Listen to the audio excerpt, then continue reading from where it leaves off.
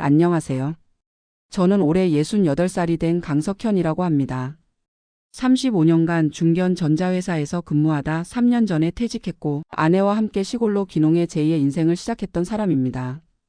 도시 생활의 복잡함을 벗어나 자연 속에서 건강하게 살고 싶었는데 뜻하지 않은 건강 문제로 큰 어려움을 겪었습니다. 오늘은 제 경험을 통해 은퇴 후 귀농 생활의 현실과 갑작스러운 건강 문제가 가져온 경제적, 심리적 타격에 대해 솔직하게 이야기해 보려고 합니다. 회사 생활을 하면서 늘 꿈꿔왔던 전원 생활이 실제로는 어떠했는지, 그리고 예상치 못한 병원비로 우리 부부의 노후 계획이 어떻게 흔들렸는지 말씀드리겠습니다. 저와 비슷한 계획을 가진 분들에게 조금이나마 도움이 되었으면 합니다. 제 이야기는 35년간의 회사 생활을 마치고 시골로 귀농하기로 결정한 순간부터 시작됩니다. 드디어 우리도 꿈에 그리던 전원 생활을 할 수 있겠네. 퇴직을 앞두고 아내와 나눈 대화가 생각납니다. 서울 근교의 아파트에서 30년 넘게 살았지만 늘 자연 속에서 사는 삶을 꿈꿔왔었거든요. 퇴직금으로 2억 3천만 원을 받았습니다. 국민연금은 월 128만 원 정도였고요. 우리 부부에게는 적지 않은 금액이었습니다. 특히 서울 생활보다 물가가 저렴한 시골에서는 여유 있게 살 수 있을 것이라 생각했죠. 그렇게 우리는 충청북도의 작은 농촌 마을로 이주했습니다. 1억 원을 들여 200평 규모의 단층 집과 텃밭이 있는 집을 구입했고 나머지 퇴직금 중 일부는 농기구와 기본 생활시설을 마련하는 데 사용했습니다. 1억 원 정도는 예금으로 남겨두었습니다. 만약의 사태에 대비하기 위해서였죠. 이렇게 준비를 마치고 귀농 생활을 시작했습니다. 처음에는 모든 것이 새롭고 즐거웠습니다. 서울의 번잡함에서 벗어나 새벽에 일어나 맑은 공기를 마시고 텃밭을 가꾸며 직접 기른 채소로 식사를 하는 생활이 행복했습니다. 이웃들도 친절했어요. 도시에서 온 귀농인에게 농사 방법을 알려주고 지역 행사에도 초대해 주었습니다. 마을 이장님이셨던 김씨 할아버지는 특히 많은 도움을 주셨어요. 도시에서 오신 분들은 처음에 힘들지만 1년만 지나면 적응하실 거요. 모르는 것 있으면 언제든지 물어보시오. 그 말씀이 큰 위로가 되었습니다. 그러나 도시 생활과는 너무나 다른 환경에 적응하는 것이 생각보다 쉽지 않았습니다. 특히 겨울은 정말 힘들었어요. 서울에서는 아파트 난방 시스템 덕분에 크게 신경 쓰지 않았던 문제였는데 시골 단독주택에서는 보일러를 직접 관리해야 했고 단열이 잘 되지 않아 생각보다 많은 연료비가 들었습니다. 또한 농사일은 생각했던 것보다 훨씬 힘들었습니다. 65의 나이에 처음 해보는 농사일은 체력적으로 부담이 컸어요. 허리도 아프고 손에는 물집이 생기기 일쑤였죠. 하지만 그런 고생도 보람으로 바뀌는 순간이 있었습니다. 첫 해 수확한 감자와 고구마를 서울에 있는 아들 네 가족에게 보냈을 때 손주들이 얼마나 좋아했는지 모릅니다. 할아버지가 직접 기른 감자래. 진짜 맛있어. 손주의 영상통화 한마디에 그간의 고생이 다 잊혀졌습니다. 그렇게 1년 2년. 시골 생활에 차츰 적응해 갔습니다. 작은 텃밭 농사로 시작해 점차 규모를 늘려갔고 마을 주민들과의 교류도 깊어져 갔습니다. 매일 아침 마을 공터에서 함께하는 체조 모임에도 참여하게 됐고 마을회관에서 열리는 작은 모임에도 적극적으로 참여했습니다. 동네 사람들과 점점 친해지면서 귀농 생활의 즐거움도 느꼈습니다. 특히 마을에서 함께하는 김장 행사는 도시에서는 경험할 수 없었던 공동체 문화였습니다. 농사일에도 조금씩 익숙해져 갔습니다. 콩, 깨, 고추 등 다양한 작물을 기르기 시작했고 소규모지만 판매도 할 수 있게 되었습니다. 국민연금 128만 원의 농사 수입이 조금 보태지니 생활은 크게 어렵지 않았습니다. 그런데 귀농 2년 차 되던 여름 갑자기 제 건강에 적신호가 켜졌습니다. 시작은 단순한 피로감이었습니다. 농사일을 하다 보면 당연히 피곤한 게 정상이라 생각했지만 점차 그 피로가 심해졌습니다. 특히 더운 여름날 밭일을 하고 나면 숨이 너무 가빠서 한참을 쉬어야 했습니다. 처음에는 나이 탓이라 생각했습니다. 66의 나이에 농사일을 하니 당연히 힘들지. 그러나 피로감은 점점 심해졌고 식은땀을 흘리는 일도 잦아졌습니다. 아내는 걱정되는 마음에 병원에 가보자고 했지만 저는 조금만 쉬면 괜찮아질 거라며 미루고 미뤘습니다. 어느 날 아침 텃밭에 나가 일하다가 갑자기 가슴이 조여오는 듯한 통증을 느꼈습니다. 숨을 쉬기가 힘들었고 온몸에 식은땀이 흘렀습니다. 그제서야 아내의 손을 잡고 지역 보건소로 향했습니다. 보건소 의사 선생님은 제 상태를 보고 즉시 큰 병원으로 가볼 것을 권했습니다. 이 정도면 큰 병원에 가서 정밀 검사를 받아봐야 합니다. 가슴 통증과 호흡 곤란은 심장 문제일 수 있어요. 그렇게 저희 부부는 서둘러 40분 거리에 있는 도시의 종합병원으로 향했습니다. 가는 길 내내 아내는 제 손을 꼭 잡고 있었습니다. 그 손길에서 불안함이 느껴졌습니다. 종합병원 응급실에 도착해 여러 검사를 받았습니다. 심전도 혈액 검사 그리고 영상 검사까지. 몇 시간 후 의사는 심각한 표정으로 저희를 상담실로 불렀습니다. 선생님, 심근경색 직전입니다. 관상 동맥이 상당히 좁아져 있어 당장 스텐트 시술이 필요합니다. 그 말을 듣는 순간 머릿속이 하얘졌습니다. 평소 고혈압이 있긴 했지만 약을 잘 먹으면서 관리해왔다고 생각했거든요. 게다가 귀농 후로는 매일 텃밭일을 하며 운동량도 늘었기에 오히려 건강이 좋아졌다고 생각했는데 의사 선생님의 설명은 계속되었습니다. 농사일처럼 갑자기 강도 높은 신체 활동을 하게 되면 평소 잠재되어 있던 심장 문제가 표면화될 수 있습니다. 특히 고혈압이 있으셨다면 더 위험할 수 있고요. 그날 바로 입원해서 다음날 스텐트 시술을 받았습니다. 다행히 시술은 성공적으로 끝났지만 의사는 몇 가지 더 걱정되는 점이 있다고 했습니다. 스텐트 시술은 잘 끝났습니다만 검사 결과를 보니 신장 기능도 많이 저하되어 있네요. 고혈압이 오래 지속되면서 신장에도 영향을 미친 것 같습니다. 당분간 정기적인 검진과 치료가 필요할 것 같아요. 이렇게 시작된 제 건강 문제는 그 후로 1년 넘게 지속되었습니다. 스텐트 시술 이후에도 정기적인 병원 방문과 약물 치료를 계속해야 했습니다. 또한 신장 기능 저하로 인해 여러 가지 검사와 치료를 병행해야 했습니다. 시골에서 큰 도시 병원까지 가는 일도 쉽지 않았습니다. 운전이 가능할 때는 직접 차를 몰고 갔지만 상태가 안 좋을 때는 아내가 운전을 했고 가끔은 마을 이장님의 도움을 받기도 했습니다. 형수님, 걱정 마세요. 제가 모셔다 드릴게요. 건강이 제일 중요하지요. 이장님의 그 따뜻한 말씀이 큰 위로가 되었습니다. 병원비는 생각보다 많이 나왔습니다. 건강보험이 있긴 했지만 본인 부담금과 비급여 항목들이 적지 않았습니다.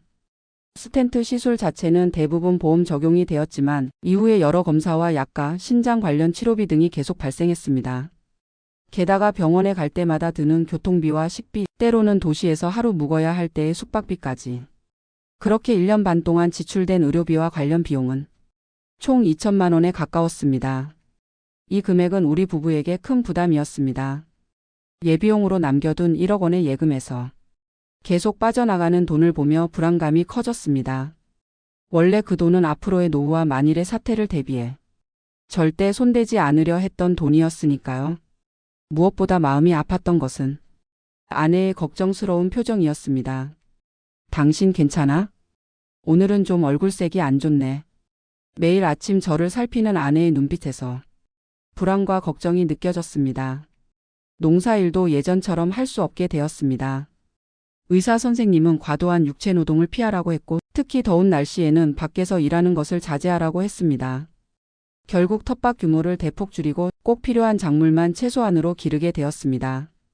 농사 수입이 줄어들자 경제적 부담은 더욱 커졌습니다. 국민연금만으로는 생활비와 의료비를 충당하기 어려웠습니다. 그렇게 건강과 경제적 어려움으로 힘겨운 시간을 보내고 있을 때 예상치 못한 전화가 왔습니다. 서울에 있는 아들이었습니다. 아버지, 어머니, 서울로 다시 오세요. 우리 집 근처에 아파트를 알아봤어요. 전세금은 제가 보태드릴게요. 처음에는 고맙지만 부담된다며 거절했습니다. 하지만 아들은 계속해서 설득했습니다. 아버지 건강이 제일 중요해요. 여기 오시면 큰 병원도 가깝고 제가 자주 살펴볼 수 있잖아요. 손주들도 할아버지, 할머니 보고 싶대요.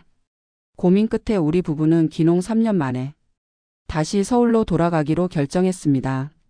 시골집은 운 좋게도 다른 귀농인에게 9천만 원의 매매가 되었습니다. 처음 구입했던 것보다 1,000만 원 손해였지만 그래도 대부분의 투자금을 회수할 수 있어 다행이었습니다. 그렇게 우리는 서울 근교의 아파트로 이주했습니다. 아들이 5천만 원을 보태주어 전세로 들어갈 수 있었습니다. 아들네 가족과 가까이 살게 되니 여러모로 좋았습니다. 무엇보다 대형 병원이 가까워 정기 검진이나 갑작스러운 상황에도 빠르게 대처할 수 있었습니다.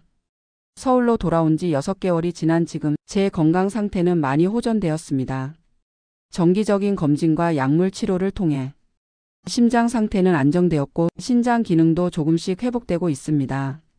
물론 2천만 원이라는 큰 의료비 지출로 노후 자금에 큰 타격을 입은 것은 사실입니다. 하지만 이제는 그것보다 건강의 소중함을 더 크게 깨닫게 되었습니다. 돌이켜보면 기농을 결정할 때 많은 것을 고려했다고 생각했지만 건강 문제와 의료 접근성에 대해서는 충분히 생각하지 못했던 것 같습니다. 특히 65이라는 나이에 갑자기 생활 환경을 바꾸고 육체 노동 중심의 생활을 시작한 것이 건강에 큰 부담이 되었던 것 같습니다. 또한 농촌 지역의 의료 인프라가 도시에 비해 부족하다는 점도 큰 어려움이었습니다.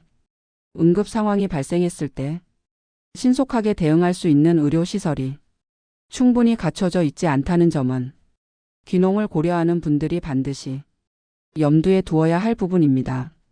이런 경험을 통해 은퇴 후 계획에 있어 가장 중요한 것이 건강이라는 점을 절실히 깨달았습니다. 아무리 좋은 환경과 계획이 있더라도 건강을 잃으면 모든 것이 무의미해진다는 사실을요. 이제 서울에서의 새로운 생활에 적응해 가고 있습니다. 작은 베란다에 화분을 두고 상추와 고추 몇 포기를 기르며 농사에 대한 그리움을 달래고 있습니다. 가끔은 시골의 맑은 공기와 밤하늘의 별들이 그립기도 합니다. 하지만 아들네 가족과 자주 만나고 손주들과 시간을 보내는 기쁨이 큽니다. 특히 요즘은 동네 복지관에서 하는 어르신 건강 프로그램에 참여하고 있는데 같은 나이대의 사람들과 교류하는 것이 큰 즐거움이 되고 있습니다. 또한 한의원에서 침 치료를 받으며 건강 관리에도 신경 쓰고 있습니다. 아버님 무리하게 농사일 하시다가 그렇게 되신 거예요. 이제는 몸 상태에 맞게 천천히 움직이셔야 해요. 한의사 선생님의 조언을 들으며 이제는 내 몸의 신호에 좀 더 귀 기울이려고 합니다. 물론 경제적으로는 여전히 부담이 있습니다. 2천만 원의 의료비 지출로 인해 노후 자금이 줄어든 데다가 이제는 농사 수입도 없어졌기 때문입니다. 하지만 아들의 도움과 국민연금으로 기본적인 생활은 유지할 수 있습니다. 무엇보다 중요한 것은 건강이 점차 회복되고 있다는 점이고 가족과 가까이 있어 심리적으로 안정되었다는 것입니다. 최근에는 복지관에서 만난 동년배 어르신들과 함께 소소한 봉사활동도 시작했습니다. 주 2회 지역 아동센터에서 초등학생들에게 숙제를 도와주는 활동인데 아이들과 함께하는 시간이 큰 행복을 줍니다. 할아버지, 이 문제 어떻게 푸는 거예요? 순수한 눈망울로 질문하는 아이들을 보면 저절로 힘이 나곤 합니다.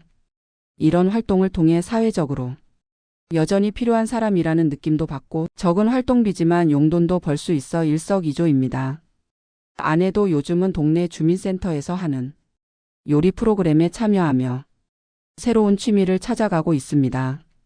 오늘은 튀김 요리를 배웠어. 요즘은 기름에 튀기는 것도 건강에 좋게 하는 방법이 있더라고.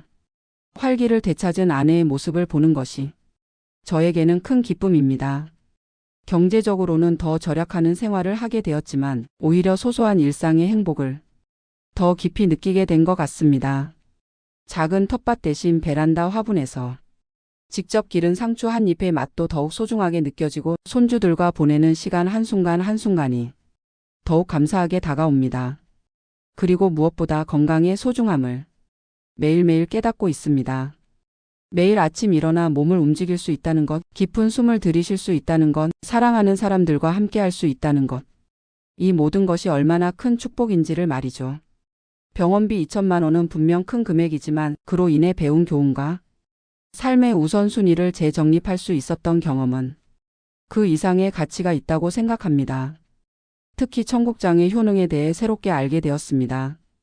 병원 영양사 선생님이 심장 건강에 좋은 식단을 추천해 주셨는데 그중 하나가 청국장이었습니다. 청국장에는 나트륨이 적고 단백질이 풍부한 데다가 발효 과정에서 생성되는 물질이 혈압 조절에 도움이 된다고 합니다. 그 말을 듣고 시작한 청국장 식이요법은 지금까지 계속되고 있습니다. 주 3일은 꼭 청국장찌개를 먹습니다. 처음에는 냄새 때문에 좀 꺼려 했는데 이제는 그 구수한 맛에 푹 빠져 있습니다. 병원 검진에서도 콜레스테롤 수치가 좋아졌다는 이야기를 들었을 때는 정말 기뻤습니다. 또 하나 제 건강에 도움을 준 것은 유기농 도라지청입니다. 시골에 살 때 이웃 어르신이 기관지에 좋다며 권해주셨는데 그때는 크게 관심을 두지 않았습니다.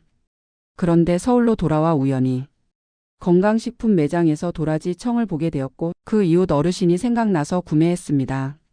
매일 아침 물에 한 스푼 타서 마시는데 확실히 기침이 줄어들고 호흡이 편안해지는 느낌입니다.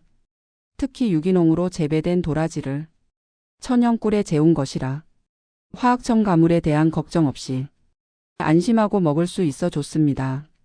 이런 자연식품의 효능을 몸소 체험하며 건강한 식습관의 중요성을 다시 한번 깨닫게 되었습니다. 귀농 생활을 통해 자연 먹거리의 소중함을 알게 된 것은 큰 수확이라고 생각합니다. 이제 제 이야기를 마무리하려 합니다. 은퇴 후 귀농 건강 악화 그리고 다시 도시로의 복귀. 이 모든 과정이 쉽지는 않았지만 각각의 경험에서 배운 것들이 많습니다. 첫째, 은퇴 후의 계획, 특히 귀농을 고려한다면 건강 상태와 의료 접근성을 반드시 고려해야 한다는 점입니다. 둘째, 예상치 못한 의료비 지출에 대비한 충분한 자금 준비가 필요하다는 것입니다. 건강보험이 있다고 해도 본인 부담금과 비급여 항목들은 생각보다 큰 금액이 될 수 있습니다. 셋째, 가족과의 유대와 소통이 얼마나 중요한지를 다시 한번 느꼈습니다. 우리 부부가 어려움에 처했을 때 기꺼이 도움의 손길을 내밀어준 아들과 며느리에게 정말 고마움을 느낍니다. 마지막으로 인생의 어떤 단계에서든 건강이 가장 중요한 자산이라는 점입니다. 돈은 벌 수도 있고 아낄 수도 있지만 건강을 잃으면 모든 것을 잃는다는 말이 얼마나 큰 진리인지 이번 경험을 통해 깨달았습니다. 지금 저는 예전처럼 걷고 움직이고 사랑하는 사람들과 함께할 수 있어 감사합니다.